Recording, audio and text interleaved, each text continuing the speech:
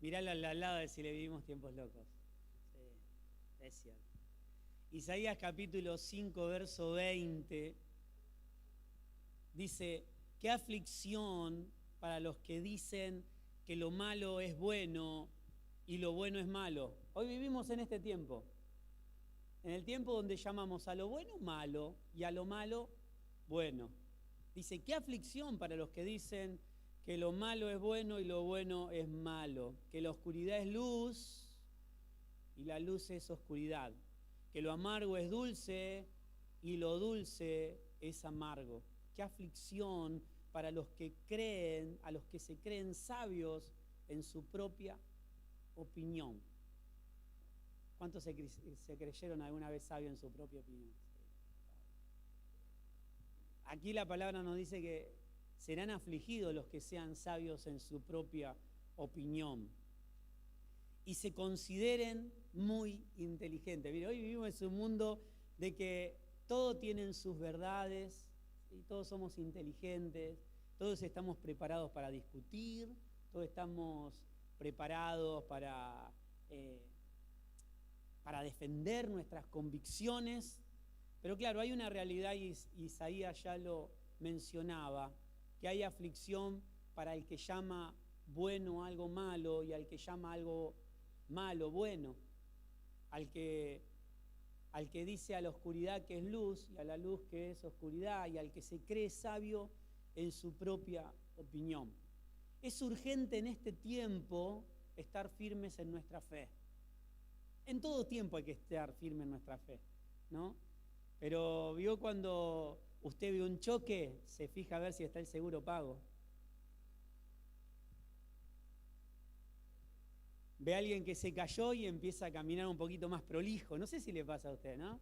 Uno ve a alguien que se cayó y empieza, o vamos en la ruta y vemos un accidente y uno empieza a ser un poco más consciente de lo que está haciendo y no tanto rutinario. Ayer Pablo nos hablaba, el pastor Pablo nos hablaba de lo rutinario, y si lo rutinario, si tenemos rutinas saludables que nos acerquen a Dios, fabuloso. El problema es cuando la rutina es hacer lo que hacemos porque ya lo hice y bueno, y sin pensar. Los hijos de Dios no tenemos estas rutinas de hacer las cosas sin pensar, sino que tenemos rutinas saludables, nos decía el pastor Pablo. Saludables que nos acerquen a Dios. Leer la palabra, tener un tiempo de oración, estar junto con nuestros hermanos, generar encuentros intencionales para hablar de Dios. Y esto hemos hablado mucho. Es urgente en este tiempo estar firmes en nuestra fe, tener muy en claro quiénes somos. Santiago dice que el que lee la palabra pero después se la olvida es como el que se mira a un espejo y después no se acuerda cómo es. Tener muy en claro quiénes somos y qué sustancia nos gobierna. Estamos gobernados por las noticias, TN, C5N, Crónica. ¿Qué gobierna tu vida? Radio 2. Mire, nosotros tenemos FM Gospel, ¿sí? Puede disfrutarlo. Tiene buenas noticias todo el tiempo. Palabra de Dios. Siempre decimos, utilice un tiempo saludable para informarse. Los hijos de Dios no estamos desinformados. Tenemos muy en claro lo que está sucediendo en el mundo, pero no nos dejamos envolver por ideas y corrientes de ideas. Personas, hombres y mujeres que quieren hacernos pensar a su manera o ver la realidad a través de un lente. La palabra nos habla claramente que si el lente está sucio, todo lo que hay en nosotros está sucio. Entonces debemos, ¿sí?, como se le hablaba a la iglesia en Apocalipsis, mira, comprá colirio de mí, ¿sí? Aclará la vista, ajustá la graduación para poder ver claro lo de Dios. Es urgente en este tiempo estar firmes en nuestra fe, tener muy claro quiénes somos y qué sustancia nos gobierna, a qué reino respondemos. Hoy vivimos en una sociedad rodeada de personas que un día están bien y otros días están mal. Que un día tenemos las fuerzas para invadir Paraguay y decirle a la cara que la sopa paraguaya es nuestra. ¿Sí? Y ahora va a ser sopa argentina. Y otro día no tenemos fuerza para levantar. Peleele a un paraguayo que la sopa es argentina, sí, seguro. Y otro día no tenemos fuerza para levantarnos de la cama. Otro día, sí, nos levantamos y decimos, ah. Hay una canción que dice, ¿cómo me duele estar despierto?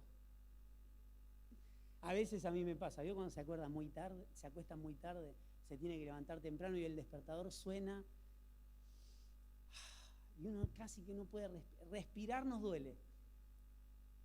¿Sí? Y esa canción nos viene muy bien, ¿cómo me duele estar despierto?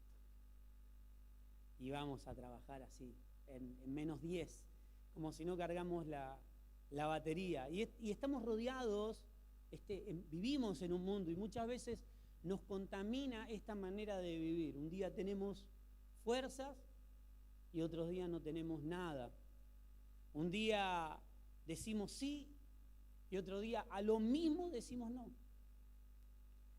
Y una frase lo menciona en la palabra, muchos estudiosos lo han mencionado y nos habla del hombre de doble ánimo. El hombre de doble ánimo es aquel que no tiene en claro qué va a hacer, qué es lo que va a decir, qué va a hacer del día de hoy. El hombre de doble ánimo se relaciona con el mundo, con su entorno desde lo emocional, en el cómo me siento. Hablábamos esto con los hombres la semana pasada y esta semana también se mencionó. Nos despertamos y decimos, ¿cómo me siento hoy? Porque según cómo me sienta, va a ser mi día. Entonces, sacamos la mano por la ventana y decimos, hoy me siento deprimido, enojado, un poco empoderado, pero furioso con los que se pasen los semáforos en rojo. Entonces, no sé mucho qué tiene que ver, pero a veces vivimos la vida así, testeándolo todo. Y el hombre de doble ánimo se maneja por sus emociones. Las emociones, lo que siente, ¿sí? lo que la piel dice, ¿sí? Cómo la piel se relaciona con... No tengo piel con esta persona. No, pero el Señor dice que tenemos que amarlo. No sé, yo de lejos le siento un aroma, no es el perfume, ¿eh? No, pero viste cuando alguien no te cierra, hay alguien que no le cierra. Yo tengo varios que no me cierran la puerta acá, vengo y encuentro la puerta abierta, ya vamos a hablar. Pero a veces decimos, hay personas que no me cierran. El hombre de doble ánimo se relaciona con el mundo, con su entorno, desde lo emocional, desde lo que siente, desde lo que cree. Por eso decíamos, ¿en quién creo? ¿Qué cosas estoy creyendo? ¿Quién es mi Dios?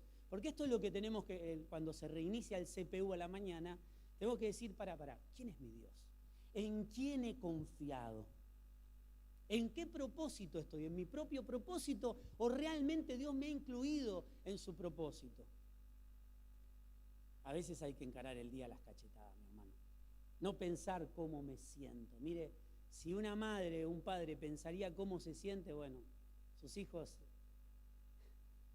no podrían avanzar en la vida. El hombre en Dios, gobernado por la vida de Cristo, se relaciona con su entorno a través de la vida del Hijo de Dios, la vida que nos gobierna, la sustancia que nos gobierna. No me gobierna un canal de televisión, las noticias, si está cerca las votaciones o no. ¿A quién va a votar? No nos importa quién va a votar, ni tampoco le vamos a decir, usted tiene que votar entendiendo, con convicciones, sabiendo.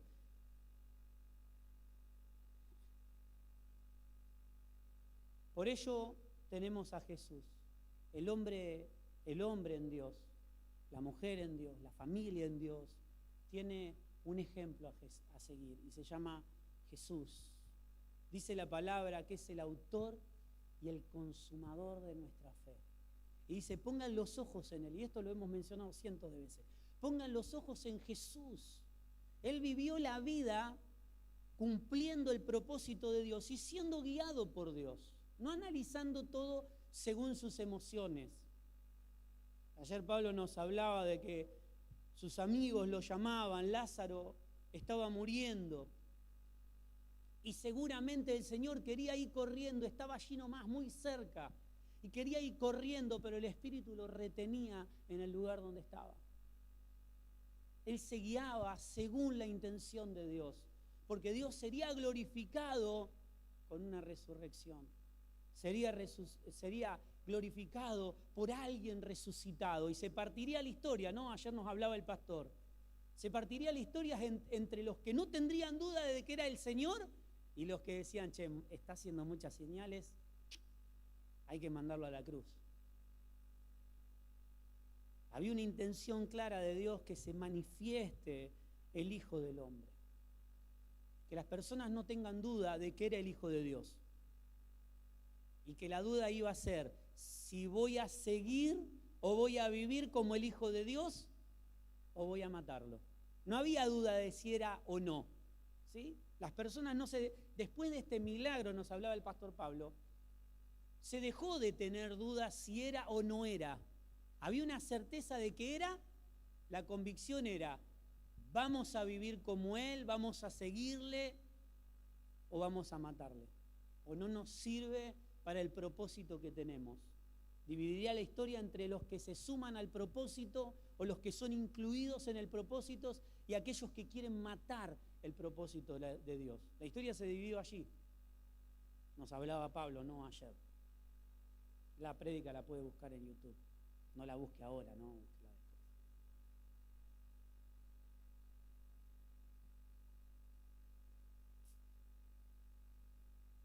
Ponemos nuestra esperanza, nuestros ojos en la vida de Jesús, el autor y el consumador de la fe. A Él miramos, Él nos inspira. Vivir una vida gobernada por el Padre es lo que vemos a través del Hijo de Dios. No nos relacionamos desde lo sensorial. Los hijos de Dios no se relacionan con el universo, vamos a hablar una palabra que nos gusta, con el universo desde lo sensorial, de lo que siento, lo que me parece, lo que me contaron, sino desde una sustancia que nos gobierna. Y cuando algo me gobierna, no hago más mi voluntad, hago la voluntad del que me gobierna. Por eso estamos gobernados por el espíritu de este mundo y del anticristo, o estamos gobernados por la realidad del Hijo de Dios. Tenemos bien en claro quiénes somos y qué vida vivimos. Por eso, si como hijos de Dios no tenemos muy claro quiénes somos, bueno, a pedirle sabiduría al Señor. La palabra nos habla de esto. Pídanle sabiduría a Dios, ¿sí? Y Él la dará. Entendimiento sobre las cosas. Por eso Dios nos viene hablando muy claro de conocerle más. Si lo conocemos más a Él, viviremos una vida alineada a lo que Él quiere y menos a lo que yo quiero. Menos a ser manipulado por las personas. El hombre de doble ánimo es como la ola del mar. Es arrastrado de aquí para allá. Hoy creemos una cosa y mañana creemos la otra. Hoy tengo fuerza para invadir Paraguay y exigir la autoría y la creación de la sopa paraguaya, o simplemente no me voy a poder levantar de la cama. El hombre sin Dios es completamente inestable. Me acompaña Santiago 1:2. Él nos habla claramente de esto y vamos a bucear un poquitito en lo que nos hablaba el apóstol Santiago.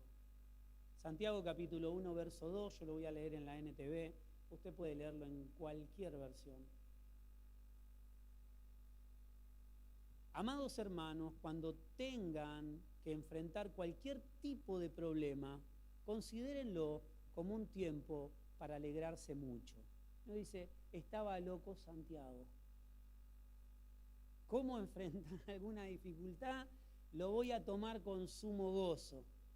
Claro, el que está gobernado por Dios tiene que estar tranquilo de que está todo bajo control. Es como cuando vamos en el avión y el viaje no es placentero. No sé a cuántos le tocó viajar en un barco o en un avión. A mí me tocó viajar en un avión y en un barco donde la situación a nuestro alrededor era complicada. Pero claro, uno llega a un momento donde tiene que descansar en la pericia de quien está manejando, que no es la primera tormenta que está atravesando, ¿no? Uno dice, no, imagino, es un piloto experimentado, la tiene re clara, se imagina, hola, ¿qué tal tripulación? Queremos decirles que es el primer vuelo de nuestro piloto. Vio que siempre se despiden los pilotos y se anuncia, pero nunca dicen que es el primer vuelo. ¿Se dio cuenta de eso? Nunca va a usted a escuchar y decir, no, es el primer vuelo y lo vamos a disfrutar nosotros. Más de uno dice, yo me bajo acá. Conmigo no cuenten. Pero aquí Santiago estaba hablando a los santos que entendían quién gobernaba su vida. ¿Cuál era la sustancia que los habitaba? Que no eran personas que iban de aquí para allá, sino que tenían la certeza de quién estaba en control de todo. Amados, cuando tengan que enfrentar cualquier tipo de problemas, considérenlo como un tiempo para alegrarse mucho, porque ustedes saben que siempre que se pone a prueba la fe, la constancia tiene una oportunidad de desarrollarse. Mire, vivimos en un mundo inconstante. Se ve que tenemos la fe equivocada. Porque dice que las pruebas fortalecerán y nos establecerán en la constancia, en la fuerza de seguir caminando, en el empuje, en el deseo de seguir haciendo lo que estoy haciendo porque hay convicción de Dios. No porque me lo dijeron, no porque me parece, no porque así, no, en este tiempo así conviene. No. Estamos seguros, crecemos en el conocimiento de Dios para tener seguro qué hacemos y por qué lo hacemos y por qué somos constantes cuando tenemos fuerzas y cuando no las tenemos. Cuando tengo ganas de invadir Paraguay para reclamar una sopa o cuando simplemente no me puedo levantar de la cama. Y digo, no, Señor, vos estás en gobierno de mi vida, vos tenés control de mí. Yo sé quién me gobierna, yo sé quién me habita. Yo sé que mi Padre me ama. Debemos crecer en el conocimiento de Dios. Dice el 4, así que dejen que crezca, pues una vez que su constancia se haya desarrollado plenamente, fíjense lo que dice, serán perfectos y completos y no les faltará nada. Nosotros decimos que estamos completos, ¿sí? Que somos perfectos y que no nos falta nada, pero porque tenemos a Cristo. Entonces, quizás esta versión está hablando de otra cosa, nos está cambiando el paradigma, no, nos está hablando de la fe. ¿Y la fe en qué? Claro, esa es la pregunta, ¿la fe en qué? ¿Qué clase de fe?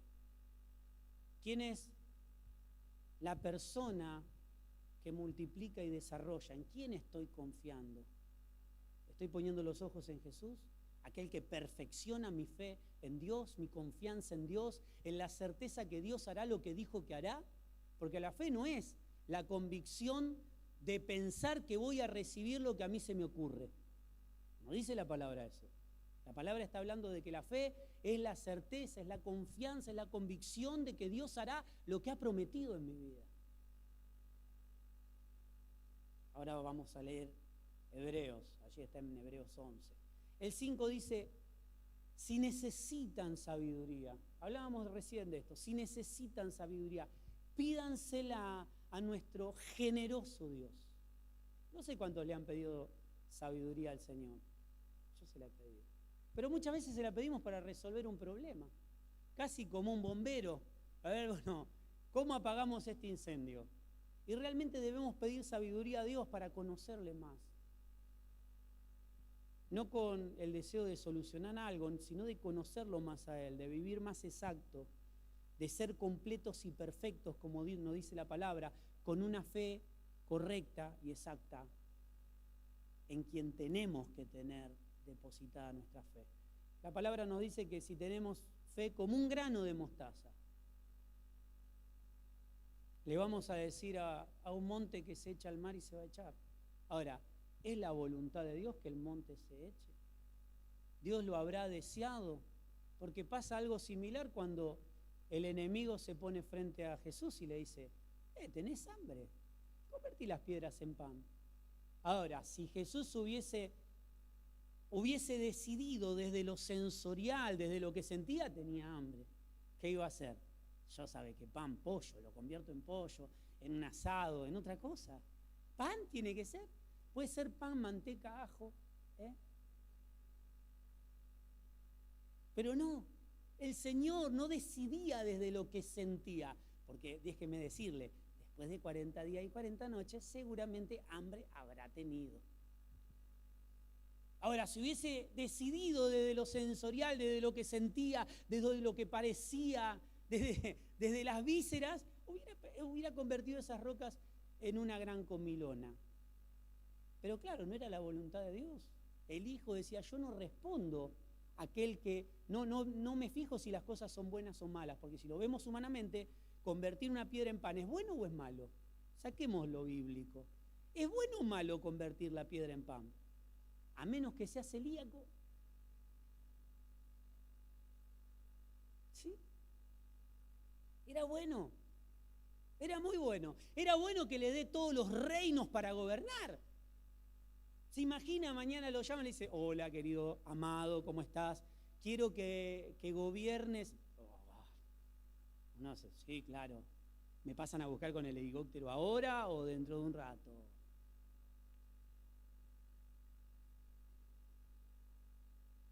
A ver si está lloviendo en San Juan y nos vamos en el avión. Claro, pero a Jesús no le pareció bueno. No le pareció bueno porque no medía todo desde lo que quería o lo que le parecía o lo que sentía, sino que realmente era la convicción de saber si Dios así lo quería o no. Y la fe nos habla de eso, de entender claramente qué es lo que Dios quiere para nuestra vida. Y si hoy no entendés claramente lo que Dios quiere para tu vida, pedí sabiduría al Señor y dejemos de tomar decisiones por si es bueno o es malo. Decisión si me gusta o si no me gusta, si me parece bien o me parece mal, porque después sufrimos las consecuencias. Pues somos este hombre, ¿sí?, inestable, inseguro, con doble ánimo. Según como pinta el día, decido algo o no. Si necesitan sabiduría, dice el 5, pídansela a nuestro generoso Dios y Él se las dará. No los reprenderá por pedirlo. Cuando se la pidan, asegúrense de que su fe sea solamente en Dios y no duden. Cuando le pido sabiduría a Dios, tengo que tener en claro que mi fe está en Dios. Porque el hombre es hombre después del huerto, cuando salimos por nuestra desobediencia del huerto, de lo de Dios, de lo eterno, fue por querer conocimiento. Eva quería sabiduría. Fue, vio y dijo, esto es bueno. Por eso los hijos de Dios no analizamos si las cosas son buenas o son malas. Si va a servir para este tiempo. Entonces ponemos el termómetro, ¿sí? Esto es bueno. Sino que todo tiene que ser medido a través de la voluntad de Dios. Tiene que pasar el tamiz de la voluntad de Dios. No si es bueno o es malo. Cuando se la pidan, asegúrense que su fe sea solamente en Dios. Por eso Jesús perfecciona nuestra fe. Porque Él hacía la voluntad del Padre. Y no duden, aclara. Porque una persona que duda tiene la lealtad dividida. Fíjense qué grave es. Tiene su lealtad, su amor. Tiene un gobierno entre dos reyes, dividida, y es tan inestable como una ola del mar que el viento la arrastra y la empuja de un lado a otro. Miren, mi querido hermano, nosotros tenemos que estar en la roca. Cuando estamos en la roca, las circunstancias de esta vida no nos arrastran. Y ese es el ejemplo de la casa que estaba edificada sobre la roca y sobre la arena. Y a veces malinterpretamos que, bueno, el que edificó en la arena es porque no quería la casa. No es cierto. El que edificó en la arena lo hizo perfectamente. Por eso a veces decimos, no, lo que no está en la roca es porque se hizo mal. No, no. El pastor Elías decía que la tormenta solamente viene a exponer las bases, porque de afuera son todas iguales. Nadie va a comprar una casa y hace un peritaje de los cimientos con los cuales están construidos. Sería interesante hacerlo. Si esa casa va a resistir una inundación, si va a resistir una tormenta, si la inundación va a ser simplemente una anécdota donde todo se mojó, donde todo se arruinó, pero la casa siguió en pie, o una inundación tirará abajo la casa. Si una tormenta será simplemente una situación donde digamos, sí, vino una tormenta y reventó la ventana del altillo. A decir, no, vino la tormenta y la casa no sirvió más. Son dos situaciones. Las dos pasaron por la misma tormenta. Las dos pasaron por las mismas situaciones. Las dos sufrieron pérdida, pero la pérdida de uno fue total. Por eso nos está hablando, no duden, porque la persona que duda tiene su lealtad, su amor dividida entre dos reinos, y es como la ola del mar. Cuando dudamos, somos inestables. Cuando somos inestables, ¿sí?, se pone en juego en quién realmente está basada y cimentada nuestra fe. Si en las emociones o en la vida que vivimos. Cuando vivimos la vida correcta, vamos a pasar por momentos difíciles, pero ¿sabe qué? Estamos confiados de que es lo correcto. Imagínese como una planta. No es lo mismo que alguien venga a cortarla que alguien venga a podarla. Las dos van a sufrir, pero una será para más fruto y la otra será para muerte. La poda es para dar más fruto, la tala es para muerte. Desde lejos parece lo mismo, pero no es lo mismo, la intención es diferente. Y los hijos de Dios podemos pasar por podas. Las podas son necesarias porque Dios está quitando de los hijos todo lo que no sea el hijo. Entonces Él cortará un poquito por acá y por allá. Repasábamos hace algunas semanas la palabra de Dios al profeta cuando lo lleva a la casa del alfarero y le dice, mirá lo que hace el alfarero.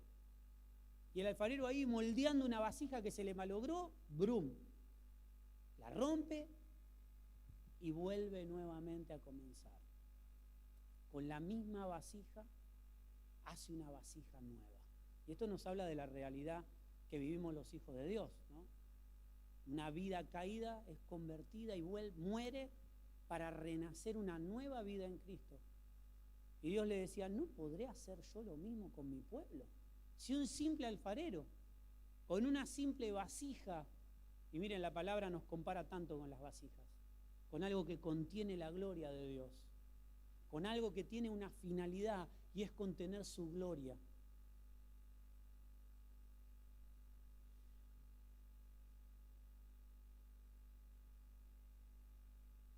Dice, estas personas no deberían esperar nada del Señor. El que duda no debería esperar nada del Señor. Y es dura esta palabra. Pero ¿sabe qué? Acá no estamos no solamente para motivar, es parte la motivación, pero motivarnos en la intención correcta de Dios. Entender que Dios quiere hacer de tu vida, de tu casa y de tu familia, quiere glorificarse Él. Dice, el que tiene dos ánimos no tendría que esperar nada de Dios. ¿Por qué? Si leemos más adelante, más atrás, lo leímos recién, tiene su amor dividido, su lealtad dividida. ¿Por qué? Porque tiene fe según sus emociones. Su lealtad está dividida entre Dios y el mundo, dice el 8, y son inestables en todo lo que hacen. Mi querido hermano, este no es un reto. Esta es una palabra para mi vida y para tu vida. De saber si verdaderamente estamos viviendo en Dios o simplemente por motivaciones y emociones. Si necesito un momento alegre para cambiar mi realidad. Y creo que todos hemos pasado por momentos difíciles. Pero te podés quedar a vivir en el momento difícil o tomarlo como una estación. Los hijos de Dios estamos en el camino, en la verdad y la vida. Siempre lo comparamos con un tren que pasa por distintas estaciones. El tema es si vos deseás bajarte de Cristo y establecerte en una estación particular. A veces del llanto, de la amargura, de la alegría, del tiempo de prosperidad. Acá me bajo, porque el tiempo de prosperidad para nosotros es el tiempo donde hay plata, donde no hay problemas económicos. Entonces, me bajo acá, listo, que siga Cristo, que siga, no, en vez de que viva Cristo, no, que siga Cristo. Y lo saludamos de afuera. Que siga Él. Yo me quedo acá. Y realmente la vida en Cristo pasará por muchas estaciones. Sí, pero la última estación es la eternidad. Por eso vamos a pasar por momentos difíciles, de angustia, de amargura, de alegría, de felicidad, pero no puedo estacionarme, sino permitir y entender que todo lo que vivamos será temporal. Habrá un tiempo y será temporal. Por eso es, ¿en qué fe? ¿Dónde está basada nuestra fe? Y anotaba allí algunas cosas que por cuestiones de tiempo la voy a leer. La fe, porque a veces leemos y entendemos lo que queremos. La fe no es la certeza de lo que voy a recibir. ¿Sí? Entendiendo que lo que voy a recibir es lo que yo quiero. Entonces pongo fe y digo, bueno, lo que yo quiero lo voy a recibir porque así está escrito. Y no está escrito esto. La fe no es la certeza de lo que voy a recibir, es la convicción de lo que ya hemos recibido. Es tener la fe alineada a lo correcto, a lo de Dios. Es entender que aunque mis ojos no lo vieron, no lo sentí con mis emociones, no tengo maripositas en la panza, ¿no? A veces decimos, ay, tengo maripositas en la panza, voy a comprar este coche. Lo veo, no lo puedo comprar. Mira, emociones. No son malas las emociones. Las emociones tienen que estar gobernadas por Dios. ¿Sí? Dios nos puso en emociones en nuestra vida, pero no soy gobernado por las emociones, como no me paro a vivir en una estación. Es entender que aunque mis ojos no lo vieron, no sentí mariposas en el estómago, esto llegará. El problema es que estoy esperando. Ayer Pablo nos hablaba de la expectativa y la esperanza, pero en Dios. ¿En qué tenemos expectativa?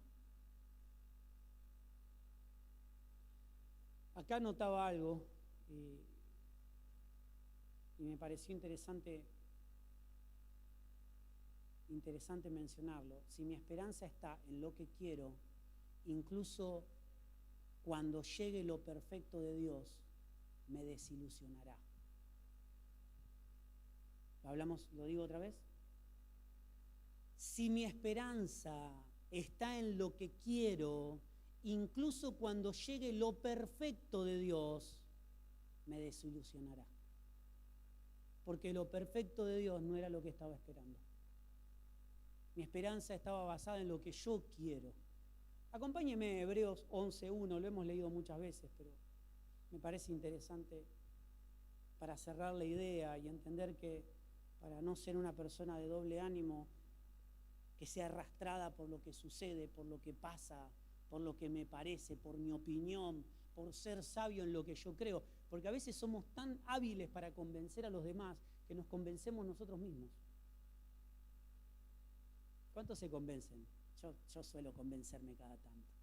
Y cada tanto tengo que yo mismo corregirme, ¿no? Decir, no, te convenciste, pero no es así. Hebreos 11:1 dice, la fe demuestra la realidad de lo que esperamos. ¿Sí? De lo que esperamos. ¿Qué espero? Seguimos. Es la evidencia de las cosas que no podemos ver. Por la fe, la gente de antaño gozó de buena reputación. Por la fe entendemos que todo el universo fue formado por orden de Dios, de modo que lo que ahora vemos no vino de las cosas visibles, vino de lo invisible. Ahora, la pregunta es, la fe en lo que estoy esperando, ¿qué estoy esperando? ¿Estoy esperando lo de Dios? Por más que no lo conozca. ¿Estoy esperando lo de Dios o yo ya cerré negocio esperando con Dios lo que yo quiero? Porque si espero lo que yo quiero, dijimos que incluso lo perfecto de Dios no va a terminar desilusionando. ¿Espero lo de Dios o estoy esperando lo que yo quiero? Claro, ahí Gino hace abajo una lista de hombres y de mujeres que fueron calificados como personas que tuvieron fe en Dios. Pero claro, cuando leemos todas las historias, una tras otra, hay un rengloncito nomás cada una, nos hablan no de cosas que pidieron, sino de cosas que Dios les había prometido. Fueron aprobados en la fe porque estuvieron dispuestos a esperar, se empecinaron, se comprometieron en recibir lo de Dios, no lo propio. Entonces, esto es realmente lo que hoy debemos pensar. ¿Estoy esperando lo de Dios o estoy esperando lo que yo quiero y le pongo el título de Dios? No, porque esto es de Dios. Porque si espero lo mío, terminaré, cuando reciba lo de Dios me va a desilusionar.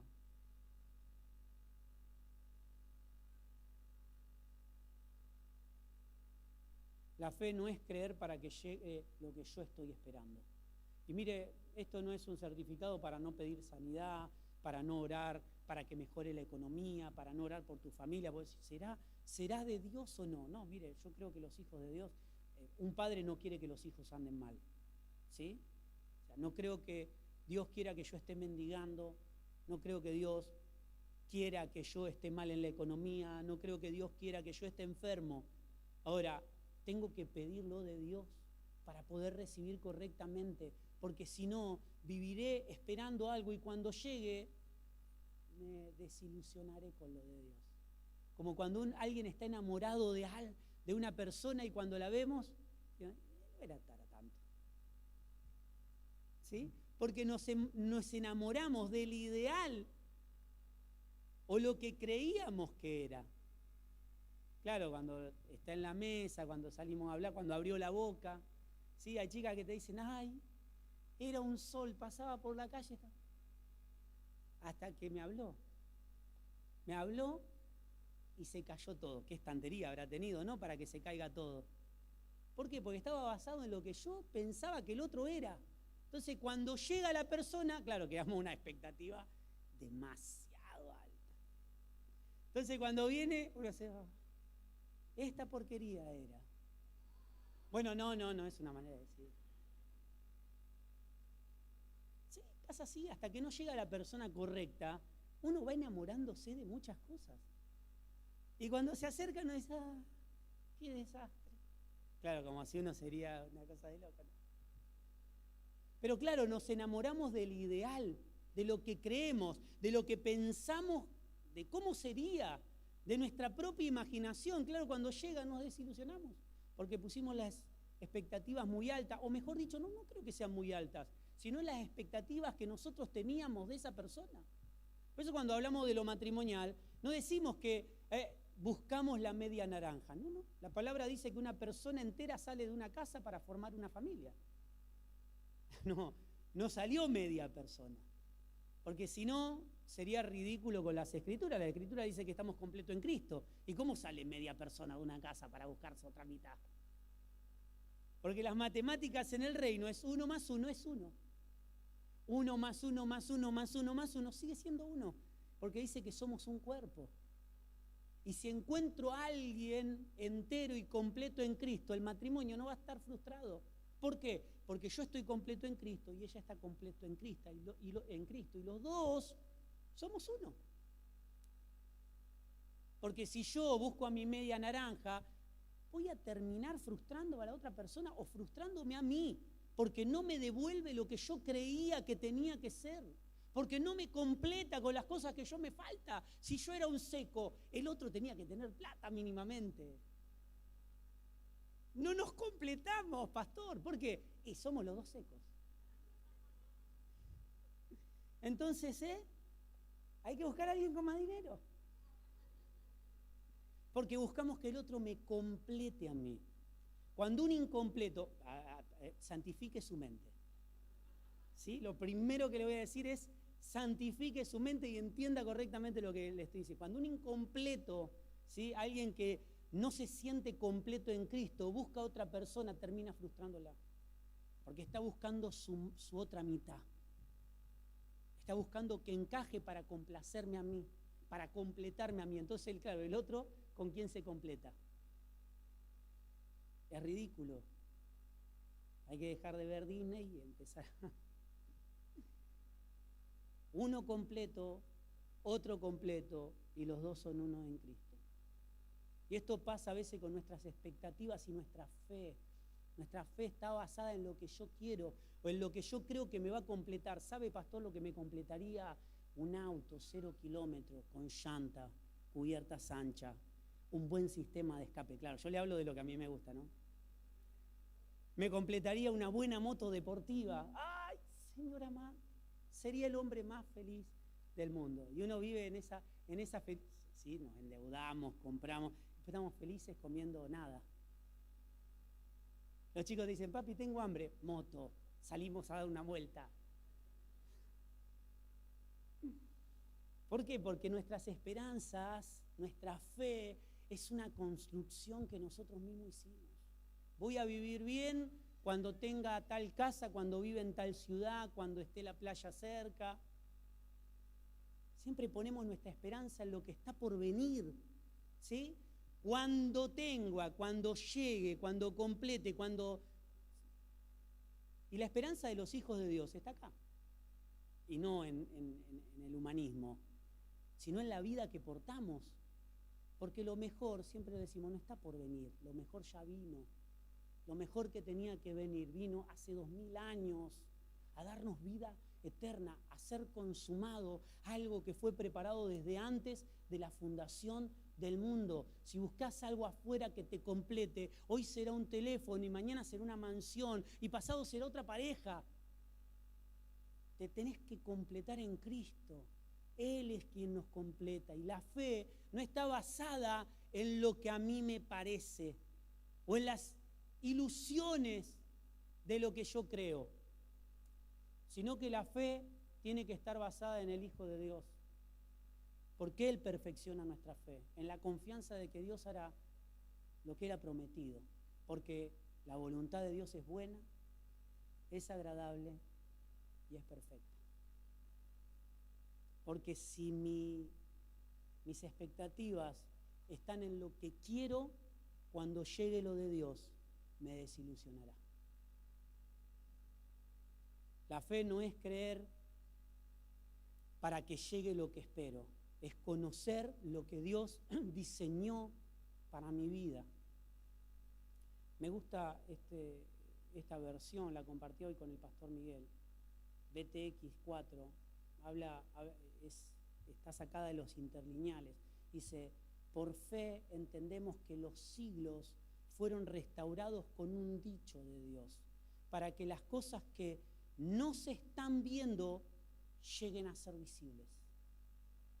Cambia de tiempo. Las cosas que no estoy viendo sean visibles.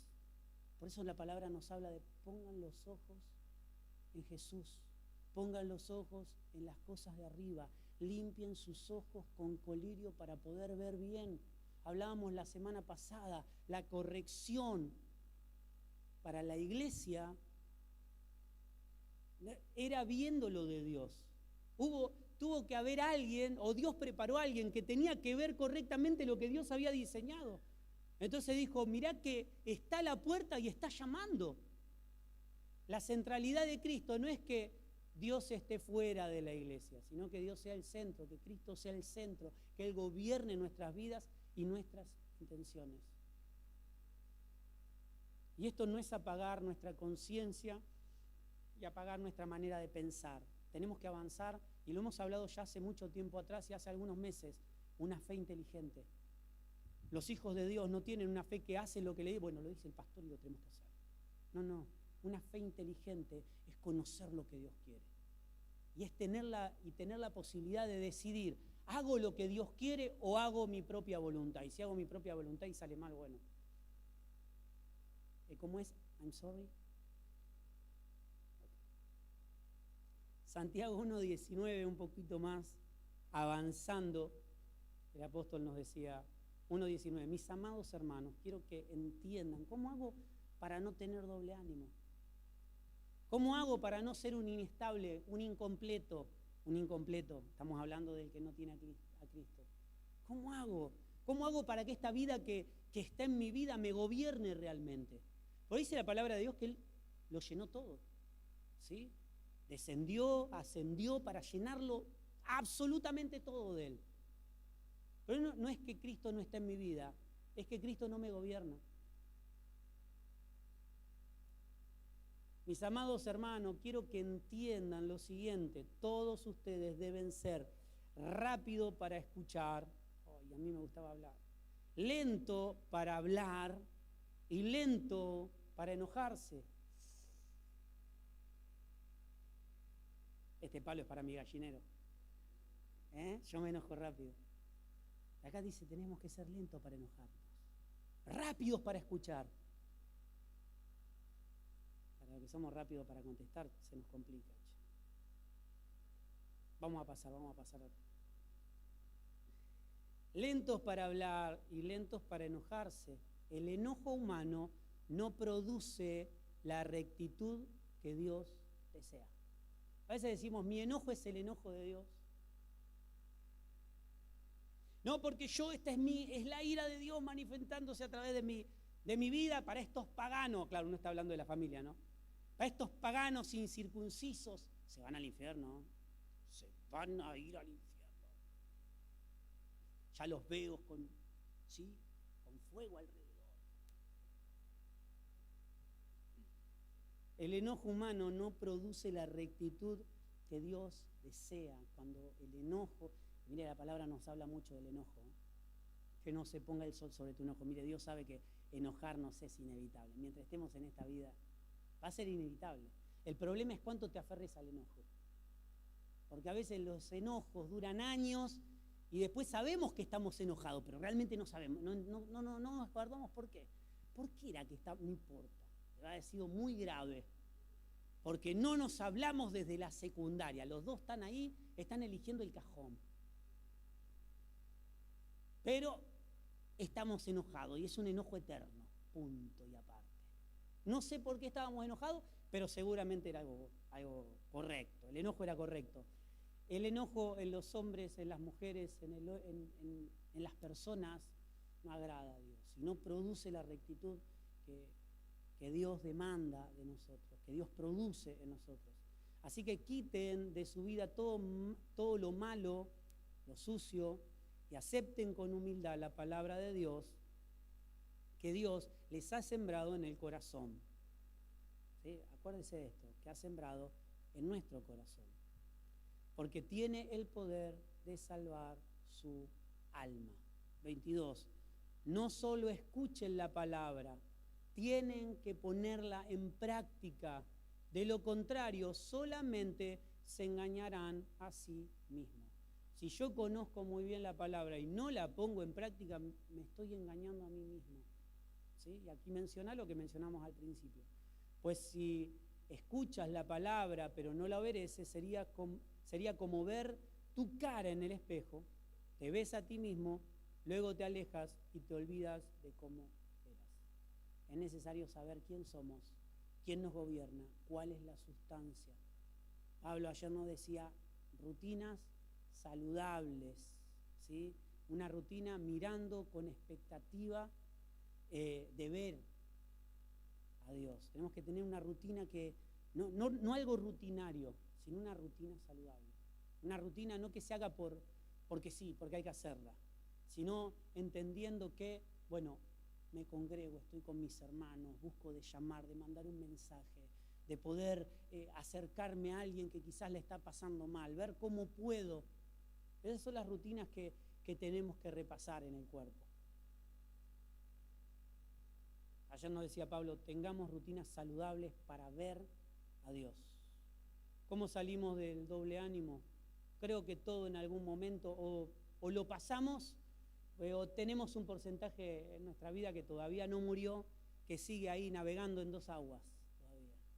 En el gobierno de Dios y en el gobierno humano, en las sensaciones naturales y en lo que Dios ha dicho.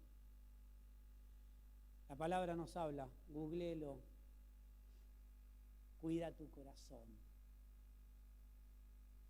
nutre tu espíritu. Realidades, Dios está en control de todo. ¿Sabe por qué? Porque los hijos de Dios, al fin y al cabo, respondemos a su voz. No actuamos por impulso, no chequeamos las cosas, no las medimos, respondemos a la voz de Dios. Por eso nuestra fe está basada en el Hijo de Dios, en lo que Dios ha dicho. Mi fe no es lo que voy a obtener, sino la confianza de que lo que pedí lo voy a recibir. La fe es la confianza que lo que pedí, entendiendo que es de Dios, llegará. Entendiendo que Dios así lo diseñó, llegará. Póngase de pie. Sí, no se equivocó, ya terminé. Algunos están diciendo, le falta media hora al mensaje. No, mi querido hermano. Tenemos que dejar de navegar en dos aguas. Tenemos que dejar de ser ciclotímicos en la fe. Donde hoy estoy para predicarle a las naciones y mañana estoy en duda si Dios me ama o no me ama. Por los hijos de Dios no tenemos duda de que Dios existe.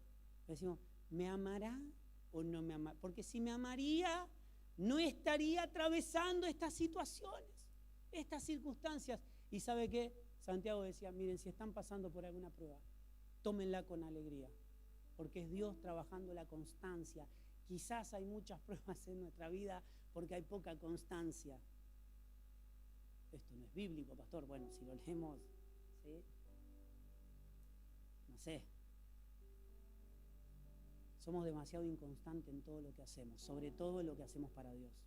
Esto no nos habla de la inconstancia de decidir ir al gimnasio y ir cada tanto pagar la cuota, porque ese error lo cometemos todos. Sino es realmente ser inconstante con lo de Dios. Me comprometo a hacer algo y mañana estamos volando bajito, casi por acuatizar. Digo, como los aviones que están por acuatizar porque no tienen dónde aterrizar. Los hijos de Dios tenemos en claro lo que Dios quiere. Y si no lo tenemos en claro, le decimos a Dios, Señor, dame sabiduría. Dame confirmación a través de la vida que me gobierna, de la sustancia que me habita, de la realidad. Esto es la fe. Esta es la fe. Es entender lo que Dios quiere. Es confiar en lo que Dios ha dicho. Esto es la fe. La fe es decir, Señor, yo confío en que vos tenés un plan excelente y que yo participo en ese plan. Dios no tiene un buen plan para tu vida. Dios tiene un plan. Tiene un propósito. Tiene una voluntad. Y nosotros estamos siendo absorbidos por esa voluntad, por ese propósito. La pregunta no es si me va a faltar. La confirmación es, todo lo que esté en la voluntad de Dios no le va a faltar nada. No le va a faltar paz. Porque el mundo hoy busca paz, pero no busca al Creador, al que diseñó, al que tiene la paz, al que es la paz.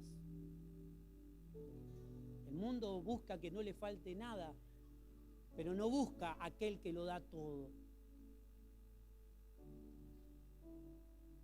El mundo quiere ser amado, pero no acepta al que es amor. Es tiempo de analizarnos, ¿sí? Y decir, quizás estoy viviendo lo que vivo por haber tomado malas decisiones y bueno, tendré que corregirlas. Tendré que corregir las decisiones y hacer frente a lo que se vino. Pero entender que Dios tiene un propósito maravilloso y que en ese propósito estoy allí. Estoy incluido en ese propósito. Dios está edificando una casa. Amado, sos una piedra, sos un ladrillo en la casa. Hay un pastor maravilloso, Robert, Y él dice que en la casa hay ladrillos y hay andamios. Los andamios no forman parte de la edificación, pero no forman parte de la casa. Un día los andamios se tienen que ir. ¿Y sabe qué? Dios diseñó una casa y está edificando una casa global. Está edificando un cuerpo donde no hay andamios, donde no necesita andamio, porque Dios no necesita andamio para llegar a ningún lado. ¿Y sabe qué? Un andamio es fácil de quitar de la construcción, pero vaya a sacar un ladrillo. Este pastor dice, saquen un ladrillo. El que vos quieras, sacalo. Mire, lo va a sacar, pero va a ser un destrozo. Lo va a sacar, pero va a tener que invertir mucho tiempo. Cuando somos parte de una casa, somos parte del diseño de Dios, no decidimos si hoy estamos y mañana no. Somos parte, soy parte, entiendo lo que Dios quiere. La fe es eso. Si mi esperanza está en lo que quiero, incluso cuando llegue lo perfecto de Dios, me va a desilusionar. La fe es confiar que Él lo hará. Y que Él hará lo que Él diseñó para tu vida. Porque la voluntad de Él es buena, es mejor que la nuestra. Es saludable, es perfecta, es maravillosa. Se goza, se disfruta. ¿Cuántos quieren disfrutar de la voluntad de Dios? Yo quiero disfrutar de esa voluntad. Quiero dejar de navegar en dos aguas. Quiero dejar de sentirlo todo desde mis emociones. Quiero dejar de pelear por cosas que no vale la pena pelear. Dios no nos llamó a pelear. Incluso cuando Jesús le dice a Pedro, las puertas del infierno no podrán contra la iglesia. No dice peleen contra el infierno. Dice, no, la iglesia será la iglesia y el infierno querrá destruirla, pero no podrá. ¿Qué le parece si oramos y le decimos, Señor, oramos con la motivación correcta? Señor, yo quiero conocer tu voluntad. Quiero que mis hijos vivan en tu voluntad. Mire, lo mejor que le podemos dejar a nuestros hijos, a nuestra familia, a las personas que estamos discipulando, a los miembros de una congregación, es que conozcan a Dios. No que tengan más plata, que tengan un buen trabajo. Podrán tener plata y se van a olvidar de Dios. Ahora, el que conoce a Dios tendrá mucho dinero y nunca se olvidará de Dios.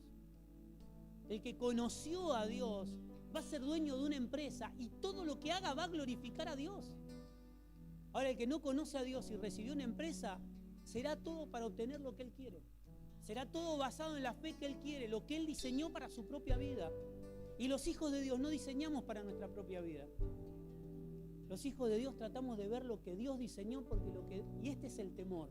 Es no, lo que Dios diseñó anula mi voluntad. Sí, la anula porque la voluntad de Dios es mejor, es perfecta.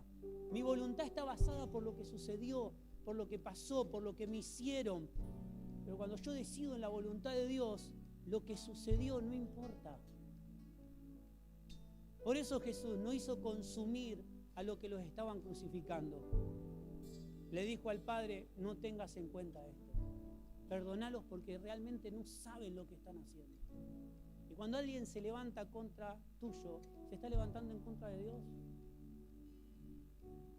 Por eso necesitamos crecer en esto, en decir, Señor, sí, quiero que hagas tu voluntad. Quiero que me guíes. Quiero comprobar, no solamente saberlo, comprobar que tu voluntad es buena. Padre, te damos gracias, porque sabemos, porque entendemos, porque confirmaremos que tu voluntad es buena, es agradable y es perfecta. Queremos dejar de navegar en dos aguas. Queremos dejar de estar un día bien y otro día mal. De un día hablarle a nuestros hijos con cariño y otro día con enojo. Un día tomar una decisión y otro día tomar otra decisión completamente diferente. He comprendido en los años que me ha tocado vivir que cuando Dios te habla una vez. A veces queremos confirmación, de confirmación, de confirmación, de confirmación, y Dios confirmame y Dios no. Yo veo a Dios diciéndome, Ezequiel, ya te lo dije una vez, no te lo voy a decir más. La voluntad de Dios es sí y amén. Y es comprender que Él está en control de todo. Padre, gracias te damos. Gracias te damos, Señor. Porque muchas veces caminar en esta realidad y en esta certeza, muchas veces trae temor. Pero el temor del desconocimiento, de que todo saldrá tal cual lo planeaste. Señor, queremos abandonar estos miedos. Señor, queremos caminar en tu realidad. Señor, queremos confirmar que lo tuyo es mejor. Porque la obediencia no es ver para creer, es creer para poder ver. Y siempre fue igual. Gracias, Señor. Señor, yo hoy te pido por mis hermanos. Si alguno de ellos está sufriendo o atravesando momentos donde a veces hay ganas de mucho y a veces no hay ganas de nada. Donde a veces queremos conquistarlo todo en el Señor y obtener todo lo de Dios, y otro día no estamos dispuestos ni a bajarnos de la cama. Señor, seguimos el consejo de Santiago. Te pedimos sabiduría. Te pedimos entendimiento para poder ver lo de Dios, para poder ver lo del Padre, para poder ver lo que Dios diseñó para mi vida, para mi matrimonio, para mi casa, para mi familia, para la congregación de los santos, para la casa global que Dios está levantando, porque Él está en control de todo. Porque sos un ladrillo en la casa de Dios. Somos esa casa. La casa no es un edificio. La casa somos nosotros. Una casa que se va limpiando, que se va perfeccionando, que se va puliendo, que va limpiando sus vestiduras. El otro día hablaba con algunos pastores y les decía, nuestra responsabilidad es limpiar a la novia. La novia es la iglesia. La novia no nos pertenece. Es limpiarla, limpiar sus vestiduras. Es hacerla cada día más hermosa a través de la gracia del Señor para el tiempo donde Él decida venir a arrebatarnos, a llevarnos. Señor, danos la sabiduría de hermosear más tu iglesia, de empezar a amar a mis hermanos, de no ser los podadores de la viña, sino realmente, Señor, navegar en las aguas del entendimiento, en las aguas del entendimiento de Dios y de lo que Dios quiere, y de que mi fe esté en el lugar correcto, en el Hijo de Dios, en lo que Dios va a hacer, en lo que Dios quiere y en su propósito. Aleluya. Gloria a ti, Señor. Usa estos minutos para levantar tus manos y decir, Señor, gracias.